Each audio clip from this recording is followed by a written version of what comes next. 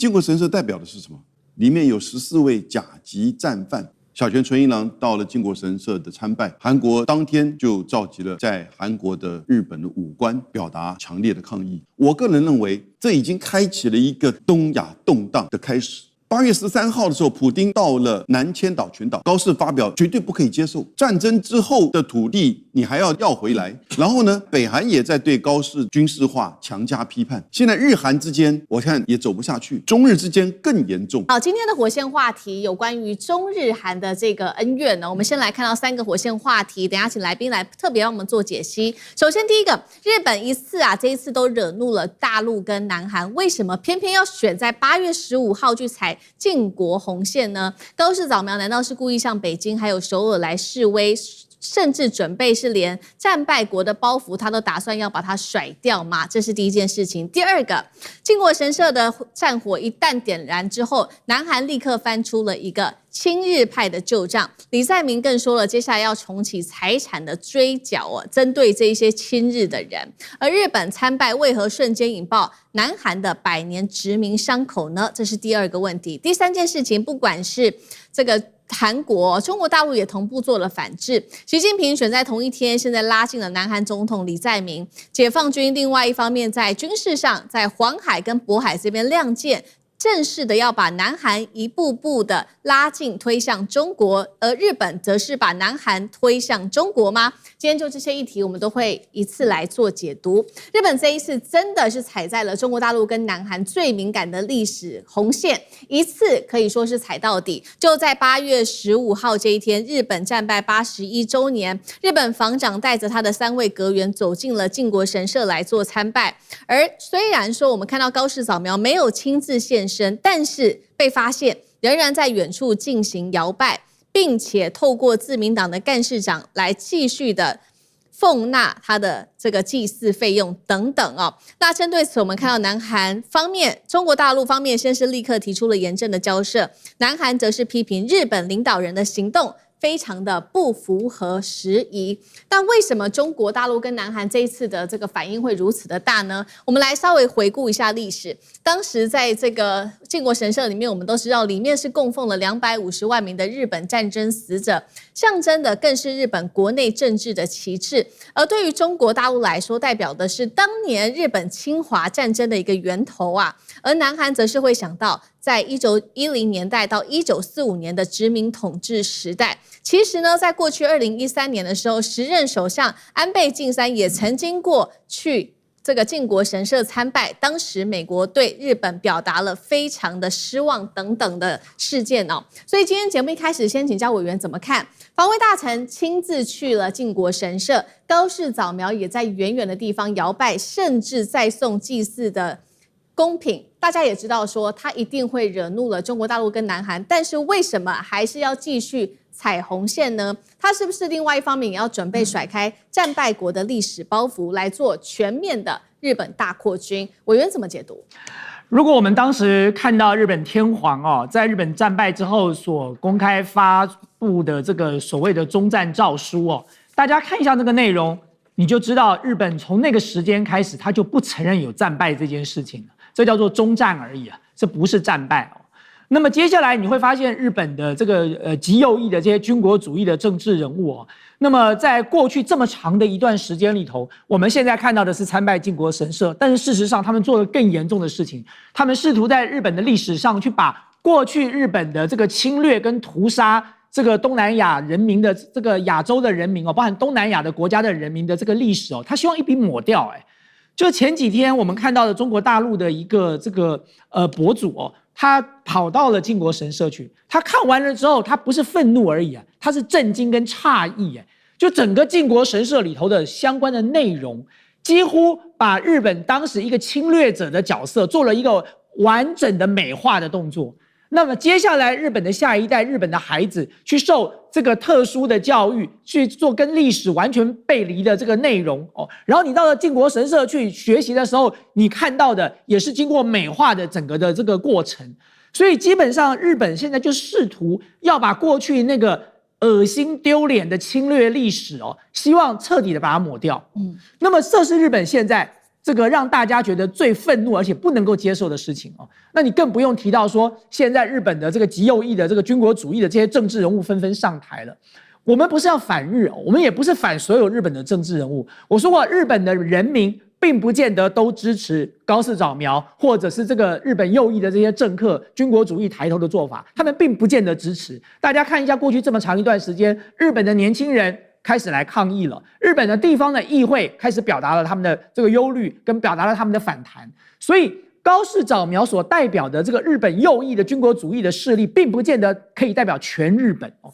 那麼包含在過去這麼長一段時間，日本仍然有很多的這個前首相哦，是針對當年日本這個侵略的歷史表達過反省跟道歉的。譬如說最有名的就是村山富市了，當時他的村山談話哦，然後包含了像菅直人，包含了像石破茂，包含了像细川護熙，這些日本的前首相都表達過反省，也表達過道歉哦。同時，日本的很多政治人物也不見得接受了高市早苗所謂台灣有事就是日本有事的說法。當高市早苗說完了這個話，有好幾個前首相也出來表達了反對啊。除了石破茂，這個野田佳彥、鳩山由紀夫，他們都表達了他們對於高市早苗的這個言論不認同的這個態度哦。但是我要強調的問題是，今天日本人當時在侵華，包含侵略亞洲，甚至荼毒整個東南亞，是造成了大量的民眾的傷亡啊！光是講中國就好了，中國人民怎麼能不恨當時的日本軍國主義呢？在那一場侵華8年的戰爭裡頭，我們傷亡了3500萬人耶！各位，日本當時有沒有3500萬人，我都懷疑了。我們中國傷亡了3500萬人，光是死亡的就超過2000萬人。我們中國的國軍在那8年的戰爭裡頭，我們陣亡掉超過330萬的我們的将士。大家去看看這個南京當時反映南京大屠殺的那部電影《南京照相館》，再看看還原當年731部隊的那部電影《731》，再看看前2年的800的這部電影，甚至如果大家有機會到上海去看看800壯士當年的4行倉庫的那個紀念館吧，就是中國大陸的政府保留了當年的原貌。當你站在那裡看的那個牆上的彈孔，那個炮彈所造成的這個痕跡的時候，其實你看眼淚都會流下來的。所以在這個過程裡頭，你日本不感恩戴德，然後不深刻反省，你現在還要反過來跟着美國當美國的小弟來對付我們中國，我覺得這才是一件最妙的事情。中國大陸當年不管是國民黨或者是共產黨，我們是高抬貴手的放過你們日本了，所以你們日本才有今天。如果當年我們不要放過你們，你們今天沒有这樣的日子可以過。所以日本的這些右翼的政治人物現在還可以恬不知恥去做出這樣的動作，那麼你最後所招致的怒火不只是來自於中國，包含了東南亞，包含了亞洲的國家，哪一個國家沒有被日本屠殺過啊？哪一個國家沒有被日本侵略過？日本如果真的要踩這個紅線繼續玩下去，那麼最終所有的後果，日本人民就要來承擔了。好，所以我們看到日本這一次再次的踩紅線，尤其是這個高市早苗跟可以說是個防相一起帶頭參拜靖國神社。當然了，除了東南亞國家之外，現在包括反應最大的2個亞洲國家，日本跟韓國都表示非常的憤怒。首先，我們先看韓國，等一下再來看一下中國大陸的部分。韓國最新的消息是，不只是外交部最新發的聲明，也直接召見了日本的駐南韓武官，表達強烈的抗議。整個南韓社會現在籠罩在反殖民歷史記憶的這個怒火當中。那最新的一起事件就是最新呢，南韓的女星這位叫做賀瑩，因為她的曾祖父這位是安尚浩，他涉及到親日的歷史，所以遭遇了巨大爭議。那專家痛批說，賀瑩她不斷的去美化有關於並且消費他的家族史，對南韓民眾造成傷痛。另一方面，現在李在明有了一個最新的手段，他針對這一些過去只要是親日反民族的行為，都會來追繳相關他們的財產。那12月3號開始就會生效了。再加上我們剛剛說嘛，這樣子的一個氣氛在南韓內部蔓延，所以還包括了這個獨島啊，還有這個慰安婦、強徵勞工等等的議題，讓南韓100年的殖民傷口再次的被掀開。現在的問題是說，那接下來南韓跟日本之間的安全合作會不會因此被拖垮呢？那楊老師又怎麼看？6月1號的時候，小泉金次郎和韓國的國防部長見面，在談日韓之間的安全防衛合作。到了6月15號，他們還有更進一步的溝通。現在開始看起來小泉純一郎到了靖國神社的參拜，以防衛大臣的身份，雖然是個人前往，但是沒有什麼差別。所以韓國當天就召集了在韓國的日本的武官，表達強烈的抗議。韓國的外交部怎麼說呢？韓國外交部的聲明說，很遺憾的是，高市早苗內閣跟自民黨的幾位高層對於過度美化戰爭的罪行，還有呢核是戰犯的靖國神社提供這個祭品以及前往參拜，造成呢就遺忘歷史、違背時代潮流，展現出對於過去歷史的反省的這種錯誤。其實這都是韓國的，就是整個外交部聲明當中所提到的啊。因此這裡面幾個重點，第一個，靖國神社代表的是什麼？它不是單純的只是像一般的就是所謂英烈祠或者是軍人公墓，因為它在1978年10月之後，有大概1000多個，裡面有14位甲級戰犯，中間東條英機是在1948年10月經過東京法庭審判之後呢，當在10月份的時候判以絞刑處死，所以他是因為戰爭罪發動戰爭罪處死。剛才委員講到，這個戰爭是很長一段期間，不只是2次大戰那個8年，事實上整個從對就是甲午戰爭到整個佔領朝鮮半島，到偽滿洲國的成立，以及對整個中國東南亞太平洋發動的戰爭，今天連川普都講了3次的珍珠港偷襲，而高市還不滿意，跟川普吵架。所以你可以想想看，他的這種要去採取對歷史的修正主義到了怎麼的地步？24年前，高市早苗那個時候眾議員的身份上了一個朝日電視台的一個節目，面對主持人的詢問，你對於2次大戰時期亞洲戰爭，你覺得是一個什麼樣的戰爭？他說那是一個自衛的戰爭，那是為了維護日本安全的戰爭，當場遭受到主持人的駁斥。也就是偽滿洲國，他從最早的偽滿洲國成立就是一個侵略戰爭。當時的以及到現在為止，你去問日本的 AI， 他會告訴你怎麼樣的內容，也很清楚。可是呢，現在你看到的是，他面對這一次的這整個靖國神社的這個參拜，我個人認為，這已經開啟了一個轉捩點，一個什麼轉捩點？東亞對抗，東亞動盪的開始。各位，你看看，8月13號的時候，普丁到了南千島群島，對，高市發表言論說，絕對不可以接受。你戰爭之後的土地，你還要回來，然後呢，你跟北韓也在對高市的軍事化強加批判。現在日韓之間，我看大概也走不下去，中日之間更嚴重，而中俄跟整個日本之間的对立也很嚴重。然後呢，領土的問題，從釣魚台不只是北方四島釣魚台到台灣有事，然後呢，它還介入到南海。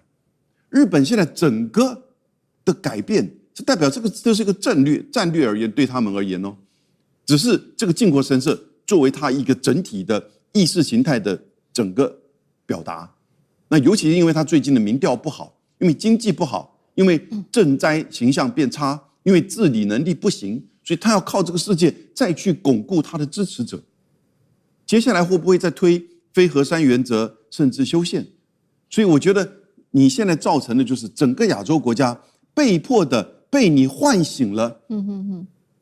我們的上一代、上上代集體的悲哀跟就是痛苦。那這是一個民族的傳承。集體尊嚴的意識的延續，那這個時候當然有人還去標榜在那個時段，受益受惠於日本的殖民，那當然是孰可忍孰不可忍了。當然，現在你說台日韓甚至中日之間民間也好，各方面的交流，甚至經貿都是非常密切的。對，現在政治上並沒有影響到這個層面。可是接下來會不會有衝擊到這個相關的這些互動，我覺得其實都會畫一個問號。因為最後簡單一句話，整個東亞的安全斷層，我剛剛談到的，從領土到日俄到中日到北韓跟日本到台灣海峽到南韓，都因為這個事件，然後呢，整個開始交疊在一起。不過背後都有美國的影子，在暗助明助，而日本作為副警長代理人，開始在攪動東亞的秩序。好，所以我們看到整體的東亞現在看起來更動盪了，尤其是這個第一島鏈的這個地方哦。他剛剛也在看說，日韓的安全未來會不會因此這樣子的一個合作會不會被拖垮？但是另外一方面可以確定的事情是，日本是不是已經把南韓給推向中國大陸這一邊了呢？因為我們也要來看到一個最新很有趣的一個現象。8月15號這一天，不是剛剛說了嗎？日本高層去參拜靖國神社，結果呢，在同一天，中國大陸的國家主席習近平對李在明發出了賀電，表示好。對他示好，他說呢，中韓是重要的鄰國跟合作夥伴，等於現在是不是告訴南韓說，確實我們在歷史的問題上面，中國大陸跟南韓的態度是一致的。軍事上面也對日本發出了警告。最新消息是8月16號的下午4點開始，接下來大陸呢會在渤海跟黃海這邊執行軍事任務，整整2個星期的時間都不會讓任何的水域可以任何的這些水域可以讓這些船舶在這邊做進入哦。那另外一方面，這個水域之所以重要，就是因為它往東邊跟南邊就是日本和東海了。這一波是不是北京對東京做的一個最新的警告呢？那另外就是有關於這個南韓的態度了，是不是日本等於把南韓直接給推向了中國？縣長怎麼看？日本無需把南韓推向中國。如果你們了解南韓到底是多麼的叫做仇日的話，因為我以前讀山西大學，我們同學有一個是韓國人，那他在這裡，我們一起打網球，我就跟他常聊，我才發覺韓國人哦恨日本人恨到我完全無法想象的地步，他們仇日的態度遠超過中國。為什麼呢？他被殖民35年，他在這35年的殖民期間哦，有700-800萬的韓國人被日本人做免費的奴工，這中間有67萬到80萬的人抓到日本去做奴工啊，然後慰安婦有8萬到20萬人，這是日本在殖民時代的。那這個也就算了，你知道日本人在韓國有多麼的壞？第一個，他一直想破壞日本人的風水。他第一個，他拿了一把武士刀龍解，然後打了13根的龍釘，就是釘子，但是它叫龍釘，還13根，釘到哪裡去？釘到韓國的皇宮，我就是破壞你韓國。然後還有一個，他做了365根，你看365年啊，365根叫做血針，打在哪裡呢？他們的整個朝鮮有一個叫做白頭山，這是韓國人所說的，這是我們的龍脈。他就在這整個山裡面找風水師去看，這裡我給你釘幾根，那裡我給你釘幾根，釘下去你根本就找不到它，然後就打斷你韓國的整個的龍脈。然後1985年的時候，首爾那裡有個叫北漢山，有一個人登山一不小心貼個東西，摸摸就是龍釘，有22根，叫做血針。所有韓國一直到今天，他不管在這個叫做白頭山在哪裡發現了，全國實況轉播，把那個釘拔起來，你就知道他們有多麼的恨他。那至於你說這個演習黃海、渤海其實是窩在這個韓國跟中國這裡面，我想它就是一個演習，不還是軍事行動，它不是說演習。那我覺得對日本的還是次要的。但是我實在要講一個東西大家不曉得有沒有仔細想過，日本到底是什麼樣的民族？它是一個島國，他打了中國，他打了俄羅斯，他打了美國，都是他先打。我有時候覺得好奇怪，你島國你怎麼敢盡挑這種世界大國去打？你說打中國算了，因為中國那時候滿清末年很弱。他打俄羅斯跟打美国都是这两個國家很強大的時候，而且他還有一個很奇怪的邏輯，他為什麼打你知道？他認為你將來有一天一定會打我，所以我趁你還沒有準備好，我先打你。日俄戰爭就是這樣，因為他想搶朝鮮嘛，對，結果這個俄羅斯他就認為俄羅斯一定會跟他搶，他就先打了俄羅斯。那美國也是一樣，他認為美國一定會制裁他在南太平洋這裡，所以他就偷襲了珍珠港。我現在發覺日本人的問題他不是不知道別人有多大，而是不知道他自己有多小。我實在搞不懂日本人，你們去打這個全世界這種大陸國做什麼？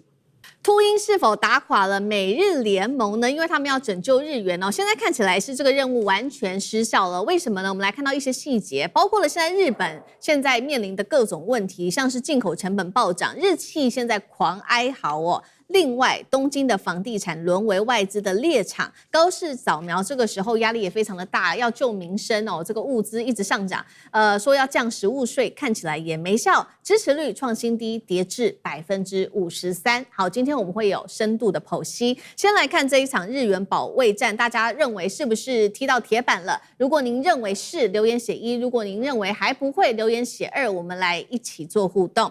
回顧一下，今年7月日幣是一度貶到接近是164比上1美元，結果我們先前不是做了報道嗎？美日聯手就是要開始來拯救日幣，確實當時看到日幣一度有反彈，大約幅度達到5%，結果呢？為什麼啊？到8月10號這一天又貶回去了，達到了159.29，重新吐回當時美日聯手要去救日元，大約是1半的漲幅。現在呢，企業真的就是很擔心，會不會日幣繼續的貶值呢？日本企業內部其實做了一個調查，他們認為呢，20%的企業說最好的價位就是大約是落在120到124日元兌上1美元，跟現在我們來看到這個數字159，真的是差得非常多。他們認為說這樣子企業跟民眾啊，可以說是苦哈哈。確實，我們看到立刻對於產業界還有對於民生的衝擊，在日本內部已經開始一系列爆發。首先看到優衣庫的母公司已經宣布了，受到日元走貶的影響，成本大受影響，所以預計呢，即將到來的秋冬商品就會開始做價格上面的調整，漲幅大約是落在4%。三菱電機同樣也是日本一個非常重要的一個企業，過去他們靠着出口賺得飽飽，但是呢，他們現在不這麼認為了。他們的財務長是這樣說的：弱日元不代表日本的經濟就可以一切的順遂。為什麼呢？因為日本還是長期靠着能源跟原物料、食品來進口的，所以呢，你現在這些進口的成本大增的話，是壓縮日本人的內需啊，那內需不就變弱了嗎？再來看到是三井物產還有三菱商事，他們也這樣說，他們認為劇烈的匯率的波動影響了企業對於未來獲利的預測跟他們投資的決策，對於企業來說是非常不利的。再來看到日本的貿易了，雖然我們看到進出口都有增幅，都有一個大約落在20%左右的一個增幅，但是最後來算起來，日本的貿易仍然是呈現嚴重逆差的，達到了4000億日元左右的一個金額。那麼我們也來看到，尤其小老百姓現在也非常的壓力很大，吃的、用的、穿的全部都開始漲價，那壓力現在也就壓到了日本首相高市早苗的身上了。他說好啦，那趕快我們呢馬上要來降食品的消費稅，從8%一口氣降到1%，而且最快2027年就可以上路了。這樣子也可以救回他現在低到不行，創史上最低只有53%的一個民調嗎？這個要持續的做觀察。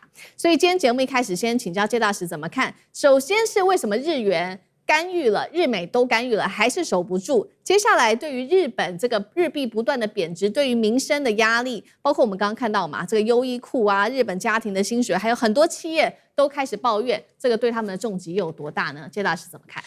對，其實日本這個日元不斷貶值的問題哈，有2個根本因素，這個現在日本都沒有辦法解決。這2個根本因素都是怎麼樣？就是 beyond control， 就是控制不住的，日本控制不住。第一個，它跟美元的利差太大，對，所以這個套匯的話，讓日元承受很大的壓力。大家就是說，等於說這個賣日元買美元，對，去套那個利差。美元大概現在可以拿到將近4%吧，日元這個匯率大概只有它的這個利息只有這個1%，所以利差差3%。這個對日元是形成沉重壓力了。對，哎，所以這個問題不解決的話，那這個問題的關鍵問題就沒有抓到。哎，解決這個問題的關鍵沒抓到。可是日本政府已經它的國債已經是它的 GDP 的那麼2.6倍了，所以呢，這是無法解決的。因為日本現在政府這個欠債這麼多的情況之下，你要增加利息的話，那日本政府的財政會垮掉。而且日本還有一個大家還不太，他們最近不太提的，最近幾年不提的，日本有25家叫僵屍企業。僵屍企業就是你這個產官學一體搞出來的，它都依賴什麼政府的政策，甚至這種低利率，那麼它能夠存活。現在是1%的利率，它還債的時候它還不會吃力。你如果說你要提升你的這個利率的話，那一大堆日本的僵屍企業25萬家倒一半的話，那就是連鎖效應，對日本的經濟可以說是幾乎致命的打擊了。那所以這個問題不解決的話，沒辦法解決。第二個，這種所謂的匯率是反映它的經濟的基本面，日本的經濟基本面很差，沒有競爭力啊，新的產業幾乎全部空白。日本人睡覺睡的不是，知道他不是失落了20年，日本是睡覺了20-30年。被美國人欺負的時候又不敢還手，美國把他的這個所謂的芯片產業打光了，交給了，可以說在這個過程中，韓國跟台灣的興起，讓日本在這個方面扮演極不重要的角色。那你說這些芯片製造有日本的嗎？日本還靠我們台積電呢。沒有台積電，它現在還沒一席之地了。靠的最後只有什麼光刻膠。那你有 HBM 嗎 ？HBM 都是韓國的。對不對？所以那邏輯晶片對不？大部分是我們台積電的，日本有廠嗎？日本沒有。那另外一方面，新能源方面、應用方面沒有啊。新能源汽車的話，你有嗎？而日本今年上半年，去年1年才賣了400萬輛車，今年中國大陸上半年就已經超過700萬輛，這個外銷，所以它的這個市場都不斷的萎縮，也沒有新的產業。那 AI 你有聽過日本嗎？日本有什麼大模型？沒有吧？沒聽說過。所以日本是經濟是一片問題，再加上人口老化，它的這個整個的這個產業愈振乏力。而日本經過失落30年的時候，它的產業非常不敢投資新的。它基本上它是希望怎麼講？它賺錢要幹嘛？不是擴展新的，是趕快去還債。所以呢，他們很在乎是利率，所以就日本經濟這個結構性問題是一點辦法都沒有。所以那變成就是說，美國出手救一下，你能持續救嗎？只能救急，不能救窮。日本是窮，日本不是急，所以呢，窮的問題還真的沒辦法。所以現在回到快160了嘛，有很多人就看到大概170也好為時不遠了。好，現在也包括了這個內需不足，還有這個債務的問題越來越高，所以呢，現在看起來是不是現在外資現在包括了日本媒體都很擔心說，反而是都是外資在買日本它的一些建物啊，包括了來看到是最新消息，日本的國土交通省相關統計，在2025年上半年居住海外的台灣買家在東京23區竟然是購入了192戶的新建公寓，比前一年還要多出了80%。這個資金很多都是來自於海外的，不斷的去買東京的房市數字創下新高。日本媒體說，東京可能已經變成全球資本眼中的一個重要獵場。現在是外資在這邊大撿便宜嗎？上次哥怎麼看對於日本的影響？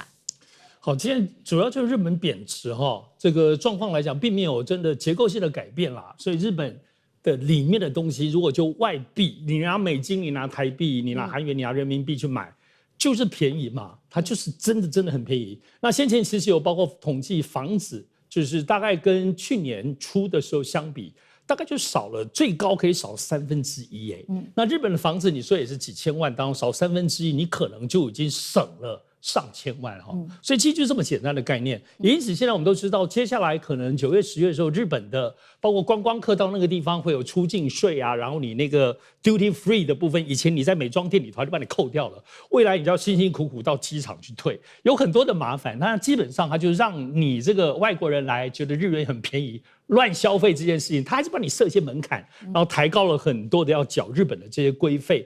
但會影響到大家去日本買便宜貨嗎？我相信不會的。不過，我回過頭還是要看一下日元我想日元現在是這樣的狀況，在7月30、31號，美日聯合干預，這個還是這個很重要的一天。當天美國出了100億，日本出了大概770億左右，大家聯手干預。當時其實是從原來我們知道163貶的163.8之估。一下子就是升值了大概8.6元，歷經10天現在又回去又回貶了4.1元，一半就沒了，就這1000年的錢就一半又沒了。好，但是我们現在在關心這個部分是慢慢的又貶回來，但是其實美國不是出重手嗎？到底怎麼回事？我覺得現在其實大家在觀察是不是這些所謂的國際禿鷹，還是這種投機的錢，還是不相信這些美日干預的效果？要知道，不是說的干預的時候，日本就貶嘞，它干預是一個介入，可是日本央行還沒有升息啊，所以真正的要穩定還是要等到升息。不過我覺得大家要注意到，日本到現在的狀況，因為作為日元便宜套息交易，你錢都去存美元，你就可以賺3點多%，甚至最多到4點幾%。而且日本的銀行、國際銀行都在做，也不是只有投資的這些禿鷹。大家現在關注的是這種空單。要知道，在國際期貨當中，美國這個期貨交易委員 CFTC 就其實在緊盯，因為為什麼日本會貶？就是因為人家買外匯的日元期貨看空嘛，在美日還沒有出手之前，很恐怖空單是13.8萬張，7月31號那天出手之後，瞬間少了一半，6.8萬張。那現在呢？可是那個8月4號之後，這個美國這個 CFTC 沒公布，所以我覺得有可能这個空單又回來，但是外界就沒有資料，不知道。所以這個影響性，我認為是現在至少就這樣子回貶的狀況，我認為投機性還在。那這個概念最後怎麼來看待這一波，到底怎麼回事？我認為很簡單啦，就2個。第一點就是說，現在在投機的或正規的日本銀行、正規的投資的，都在測試日本或包括美國的官方底線。好，你現在出手，你是底線嗎？你只是威嚇一下市場，但這個底線在哪裡？大家還在測。第二個，我認為就剛剛講，釜底抽薪沒有別的啦，就是央行宣布升息，日本所有日元永遠的這個利息漲，然後全世界在外面的這些流動在賺差價的日元被迫要全部回到日本，你才有可能日本真正的恢復生存之後的穩定。那當然過去認為是10月，但是現在都認為應該9月。所以如果9月日元的這個升值，就包括它的升息之後，我認為對全世界，包括美元，包括各式各樣的貨幣，包括台幣，包括去觀光的這個錢，9月之後10月如果去日本玩，可能成本就要高一點了。好，那如果真的9月份的時候日本升息的話，日本接得住嗎？因為他們現在債務非常的高佔 GDP 的250%到260%左右，接下來可能會發生什麼事情？那日本政府手上還有什麼的招呢？黃艦長怎麼看？其實他不是說他有什麼招，而是這個金融的問題太複雜了，而且有很多的因素在影響它，而且這些因素裡面通常是你拉這個下來，你拉那個下來，它很難取得一個適當的平衡點。那一個國家到底有哪一些機構啊或什麼能夠影響這個國家財政呢？第一個當然最主要是央行，央行它可以管這個貨幣流通，它可以限定每一個銀行你的存款多少人貸出去，它可以決定升息。這個是不受政府控制的哦。像川普不是說升息降息，你不是那個 FED 的那個總裁根本不聽他的啊，這是一個你知道，政府歸政府，央行歸央行，央行管的是金融這個次序。那政府管什麼呢？政府是一個行政單位，它在管的是收跟支花錢。如果我現在的財政狀況不好，基本上我就是開源節流，怎麼樣去能夠增加一點收入，減少一點支出，這是政府在做。這兩個單位通常不一樣。我舉個簡單的例子，好比說現在央行說我們日元這個實在是太弱了，那我升息，我增加這個日元的這個市場的這個持有力，然後很多人來買日元，我升息了嘛，這時候會怎麼樣？消費會下降，因為有錢了嘛，就是我存進去就好，那我不要去花錢，好，消費會下降。反過來講，那政府他關心的是民生啊，好比說政府覺得像高市覺得現在日本的人民的生活非常不好，那我怎麼辦？我就可能減稅，加些補給，那我就希望大家能夠消費，這個消費就增加。你會發覺，剛剛央行的政策跟政府的政策是違背的。它其實最困難的地方就在這裡，它不是一致的。就是說，央行跟政府有時候還在唱反調，如何取得平衡比較困難。今天有關於中日的產業戰呢，我們趕快來看到的是，已經不再是單純的一個貿易戰了。這一次雙方打的是這個包括了高端的製造業跟戰略資源的一個核心命脈，怎麼回事呢？我們先來看到，一邊是日本，它現在拿着它的高端機床來當做它的武器，來卡住中國製造業的升級。另外一邊，中國大陸現在呢祭出的是稀土還有稀有金屬來反制日本，當做它的籌碼，要掐住日本高科技的原料命脈。先來看，這是最新消息，日本的最新消息，從8月16號開始就會正式的收緊它的精密機床對中國大陸的出口管制了。高市早苗甚至自己親自跳出來說，相關新的申請是否接下來會放行，他會來親自做審核。連高市早苗都已經出來喊話了。那麼為什麼要這麼做呢？因為他們希望能夠卡中國大陸在半導體、航太、機器人、汽車、軍工領域的發展，這一些領域要發展都需要用到高端機床，而中國大陸現在的弱點恰好是它有70%的需求，至今都還是仰賴日本的。那麼我們也來看到，就在這個日本宣布對中國大陸的這個限制之後，但是呢，中國大陸對它的機床的訂單需求仍然是持續增加的。先來看到3月份，日本對中國機床訂單是達到了500多億日元，創單月的新高。6月份，中國的部分更佔日本海外機床訂單接近達到了40%左右哦。所以呢，我們現在也看到這個日本對於中國大陸的限制哦，已經不是單純的出口限制而已了，它也是試圖卡住中國大陸下一代製造業的升級。那接下來中國大陸怎麼辦呢？真的會影響到中國不管是在半導體、航太、機器人、軍工升級等等領域的發展嗎？尚志哥，請問怎麼看？好，日本出手哈，那這次針對中國會不會打到中國？可能會哦。目前這個是最新的一個日本決定，要對於中國當中有點一個反制的部分的措施。我們知道之前日本反制像是光刻膠，以為很嚴重，結果中國大陸直接把你平替了哈。但是我們知道，其實對於日本來說，長久來全世界都知道，像日本、德國他们的這個所謂的製造業、製造工藝是非常非常厲害的。而它厲害的最核心之處，其實就是這個我們講精密數位機床。這裡頭運用當中，我們講那些精密螺絲啊，你要鑽洞啊，你要車床啊，你要齒輪要磨，這裡頭不止這個機器厲害，包括人去做這個機器，人去保養這個機器，那個0點幾什麼微米的部分哈，那些老師傅，而且你弄完之後，這個它的精密的卡準。所以呢，甚至包括，而且你這個機器10年之後都沒壞哈，這就是日本這個所謂的精密，我們講精密製床或精密機床的厲害之處。所以所有現在在應用的，可不是一般的工業，是它通常用的部分是最精密的，比如說航太，比如說一些軍事武器、半導體的部分，還有最新現在人形機器人的一些減速器，包括一些關節所在的部件。都需要這個東西。好，就日本為什麼突然這樣子哈？那它當然是針對一個叫做輸出貿易管理法去修這個法。這個法呢，其實2024年日本就開始一定在修哈，因為已經很久了。只是修着修着當中突然加速，而且就是在這幾天突然這樣子宣布。好，它宣布是有備而來的。要知道現在所謂這個精密機床是什麼概念？中國大陸的70%都是來自日本，而且中國大陸現在的技術還沒有完全的攻克。剛剛講航太業、軍工業在這裡頭其實都是最大的關鍵哈。因此，而且這次我們看看裡面的內容，它主要針對的是什麼？是針對於5軸聯動。各位，1軸、2軸、3軸、4軸、5軸，你不懂製造也清楚嘛。而且這作為最精密的5軸聯動是它鎖定的。那有3軸跟比較低些的5軸不在這個管制之內，所以它就是最厲害、最精密的管控你，而且它管控了整機哦，管控了核心的零組件。說中國大陸你現在有的，你要後面買零組件，比如說什麼航空公司啊、機輪公司，你要買零組件沒有了，逐一批。還有關鍵的設計軟件，所以你可以看到這是全部嘛，它全部就把你控制住哦。那現在其實這整件事情的部分影響，剛剛講還不知道，但是總體來說，中國大陸評估。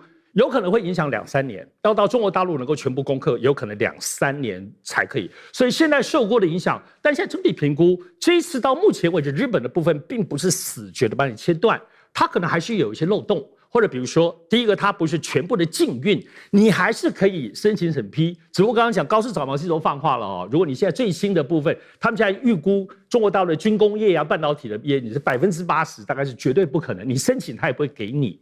但是現在可能的途徑就是像先前在稀土，日本也是這麼做。繞到歐洲。也就是說，現在如果第三國的二手機或者繞到部分是國外的子公司生產呢，子公司貼牌的，目前就不在这個禁運裡面，所以這裡可能有這麼一點點漏洞。我想高市早苗為什麼突然這麼做，可能跟他最近的背景有關，還是值得講一講。要知道，最近其實日本跟以色列方面已經在接觸，準備要簽訂更大規模的部分的所謂的軍事同盟的合作。這裡頭包括以色列準備打算把包括無人機、包括一些導彈以及各式各樣武器，包括軟體，要整個什麼樣規模呢？1600億美金，包括日本在內一起合資，要準備把這個生產線轉移到日本，那這個是最新的，而且先前烏克蘭跑去日本接觸講無人機，對不對？是很快的，他們談1個月就簽了，這個簽了當中前地點包括後面的生產合作的公司全部都已經確定了，而且快速要上線生產。大量的現在包括烏克蘭無人機，所以我認為高市早苗現在最近有一個迷之自信，就是說對於對抗中國的部分，除了有美國撐腰之外，當然剛前面講的背後也可能是美國的意志，所以他突然有個覺得對中國有強烈對抗的能力，所以我們認為現在看起來他有關於這部針對日本精密的這個機床，而且確實是對於中國可能有一點卡脖子，而且卡在航太、軍工跟機器人這些前瞻發展上，所以推出這個部分的對抗的部分的政策有沒有效果？我們可以繼續觀察。好，所以現在高市早苗是突然間有了底氣了嗎？有來自於美國跟以色列，特別是在軍事上面的協助，是不是就更有底氣去對抗中國大陸？所以今天祭出了一個最新的這一招嗎？那另外一方面，中國大陸有沒有反擊措施？當然有了。我們趕快要來看到，其實中國大陸的反擊力道是非常非常大的。就是對日本祭出的稀土的出口管制。我們先来看到統計的最新數據哦，光是今年上半年出口給日本的稀土已經一口氣暴跌51%了，6月份更狠哦，年減幅高達了80%。主要的關鍵就是在重稀土對於鋰還有鉈的日本出口是直接歸零的。鋰跟鉈為什麼這麼重要？就像是日本去封中國大陸的機床一樣哦。鋰跟鉈同時也掌握了可以影響日本的，包括了軍工設備、高端製造、電動車的馬達，甚至是精密電子等等。另外一方面，除了掌握這個礦產原料之外，中國大陸更掌握了一系列包括了這個從採礦啊到分離、冶煉等等供應鏈的整體技術。大家就在看說，那中國大陸現在對日本的這個稀土出口如果減少的話，是不是稀土相關的企業他們的獲利就會減少呢？結果是不減反增了。我們也趕快來看到最新數據哦，中國稀土集團今年上半年淨利潤年增幅46%，北方稀土預估上半年淨利潤年增幅更是暴增了121%，代表說價格提升，雖然說這個出口減少了，但是價值更高了，所以8月份稀土價格哦，從2025年8月以來已經上漲幅度高達了30%。這個是中國大陸對於日本在稀土方面的制裁。另外一方面，中國大陸也強化，剛剛講了嘛，美國跟日本在一邊，所以中國大陸也強化對於美國的稀土制裁。最新的方法是因為他要報復美國所做的這一件事情。美國在今年上個月底把43家的中國大陸的企業列入防止維吾爾人強迫勞動法的實體清單當中，所以制裁的企業已經增加到187家了。所以中國大陸現在想到辦法來治美國了。這位是高志凱，他是中國全球化智庫副主任。他說呢，中國現在應該要成立一家稀土總公司。重點來了，這個總公司就是設在美國一直不斷提的新疆這個地方。他就說呢，如果未來美國你需要稀土的話，就請你親自飛一趟到新疆來這邊來跟我們談，不管是稀土的出口甚至價格都是由中國大陸來決定，甚至未來還在新疆這邊用人民幣來做交易等等。幹哥怎麼看？日本很少這樣，你看收緊了精密的機床的出口管制，他很少這個樣子，而且他現在學的都是我們中國這一套，就是說加嚴審核。你知道加嚴審核的意思？日本是一個最假仙的，就是我們台灣話就是說很假仙吶，表面上很有禮貌，那個肚子裡面全部都是刀劍。他坦白講，他說我不是不賣你但是我現在從嚴審核，意思跟不賣你是差不多的意思啦。那會不會影響到這個中國的整個生產鏈呢？跟供應鏈呢，可能是會的。上次講沒有錯。那你以為中國就可以讓你這樣挨打嗎？看誰被打得比較痛啊！我跟你講，你看現在鋰跟銦2種重金屬啊，也就是那個這個元素，老實講一句，到這個月已經怎麼樣？已經歸零了。我們中國不出口給日本了。你不出口給日本，因為這2樣這個元素最重要的它是什麼？軍工業和高性能馬達，還有一個大家沒有注意到，它的重要性也非常的要緊，叫鋰，一個金再一個鋰，它是做什麼的？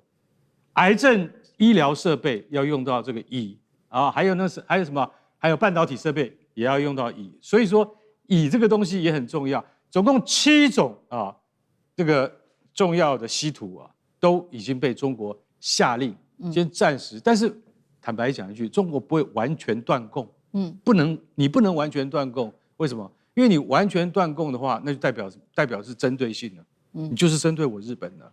但是中國不能在這個階段裡面還沒有到要打仗的地步，我還不能說我就不賣你。對啊，為什麼？你要等到什麼時候？像美國在2次大戰之前跟日本講說，我現在石油就不賣你了，日本就準備打了。你知道我的意思嗎？就是說這個叫戰爭宣示、戰爭行為，所以還不到那個程度的時候，現在中國一定不會講說我完全斷供。那但是在這個時候呢，老實講一句，是美國就在幫腔。你知道美國，你看國土安全部啊，他竟然上個月底就說中國已經有100多家被列入管制了。你這些企業都跟軍工有關係，那我現在要多加43家，這43家是哪一種？你知道？就是中國的企業裡面有銅、有鉛、有黃金、有服裝，最重要的是什麼？你知道？最重要的就是棉花。他又把那個防止維吾爾人強迫勞動法，他又搬出來了。他說：“你現在不是只有維吾爾人哦，你還有吉爾吉斯人哦，還有哈薩克人哦。”都牽涉到被中國當局奴役，進入什麼再教育營。那好了，中國的智庫啊，副主席高志凱他就說：好，你要這樣子是不是？你美國要跟着日本一定要這樣子搞我們中國啊？沒有關係，那我們中國應該要成立一家中國稀土出口總公司。這家公司要設在哪裡？你知道？要設在新疆的烏魯木齊，而且不接受任何電郵。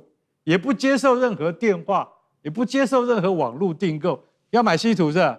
你國防部 DARPA 美國國防部高級計劃局，請你派專員，要先過我們這個我們中國啊安全部門審核，你才能夠來。不是來北京，你到了北京，你要坐，不管你爬的也好，坐高鐵也好，坐馬車也好，你給我到烏魯木齊來談判。你現在有資格再來談判。高志凱，我覺得他真的就是很傳統的一個中國人，你知道嗎？就是說我們是朋友，我們都可以談；不是朋友哈，請你自己想辦法到烏魯木齊來談，而且我們要紙上簽約，不可以用 email。這個真的是，然後等一下簽完了之後要用人民幣付款，不接受美金啊。所以這個就是說，如果你真的要跟中國鬥爭的話，那下場不好的絕對不是中國，而是美國或日本你們自己。好，現在其實呢，我們剛剛講的是日本跟進美國老大哥來對中國大陸祭出這個制裁。那另外一方面還有另外一個國家，同樣是跟日本一樣跟進美國老大哥來制裁中國的，還有澳洲了。澳洲最新我們也來看，它也有了動作，正在加強審查中國大陸相關投資人，要求呢，只要你是中國大陸的相關股東，你就要出售掉澳洲稀土企業北方礦業你的持股哦。目前中國相關的股東佔這一間的持股大約達到了17%。為什麼這一間公司特別的重要？因為呢，它開採的礦主要是包含了銻還有銦等等這一些重稀土。張金老師怎麼看澳洲的動作？接下來你怎麼看？我想啊，在這些就是這個封鎖技術產品或者封鎖原材料。所有的封鎖的這些手段都是慢性的在絞殺對方。可是有一句話講說，你要卡人脖子，你一定要跟上帝站在一起。換言之，也就是說，你技術領先的產品，終有一天人家還是會追得過。可是呢，礦產原材料產在你的家裡，這是沒辦法的事情。所以呢，這個人家講說是因為資源的封鎖，會逼得對方狗急跳牆，然後甚至訴諸戰爭手段，誠如剛才幹哥所講的，逼得日本人非要下南洋，然後去奪資源，這是可能的。那我是覺得這個澳洲呢，它現在針對股權上在這個做這個文章，我想必須要提醒一下，在西洋的這個海洋法系的國家之中，你不可以針對單一的這個企業去立法。你可以用行政手段去要求，可是呢，他萬一要求普遍性立法的時候，其實這種做法是沒有辦法站得住腳，所以在這邊要提醒。至於高斯凱先生講說是把那個稀土工業全部拉到那個就是新疆，我以前新疆有一個這個就是美國有個參議員叫 Tom Cotton， 他動不動就是找新疆的棉花開刀。就新疆就取了一個名字，這個棉花種叫 Tom Cotton。說為什麼叫 Tom Cotton？ 說因為美國的棉花的時代有一個湯姆叔叔的小屋啊 ，Uncle Tom's 的 Cambion， 所以我們這個新種的棉花就叫 Tom Cotton， 你知道？結果那個大家搞得啼笑皆非。當然這個事情只是曇花一現，意思就是說啊，你要去捉掐別人方法有很多，但是講實在話，這種拿先進技術去卡別人的，會有一天萬一被人超越的時候，然後人家做出白菜價，最後會讓自己的工業體系崩盤，那個風險才是更大。